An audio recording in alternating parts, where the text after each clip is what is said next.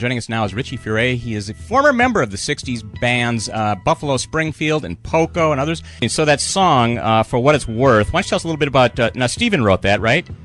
Stephen did write the song. We were coming back, or he was coming back from a, we were like the house band at the Whiskey A Go-Go. Oh, yeah, Right. And he was coming back to his apartment further down Sunset Boulevard and came across this roadblock, and there was a bunch of stuff going on, cops in the street, kids in the street, and there was a club there called Pandora's Box that the kids gathered at quite frequently there at Crescent Heights and Sunset Boulevard.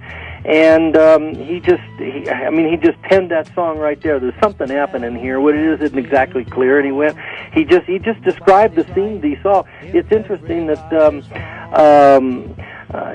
song became kind of like an anthem for 1960s protest music and Vietnam War and all that. And it had nothing to do with the Vietnam War. It was that conflict that the young, and you might call them hippies, but they were the young kids of Los Angeles there in 1965 that, were at this club, and the cops wanted to close the club down, and so there was a protest that was going on. Now, what's the reason for the name, the title, For What It's Worth? Well, that's another interesting part, because For What It's Worth is not in the song. Right. Not in the song at all. Yeah. And what we were doing was, Ahmet was not happy. Ahmet Ertegun, the president of Atlantic Records, was not happy with the way that our very first record was selling, and so he was actually looking for new songs for our second album.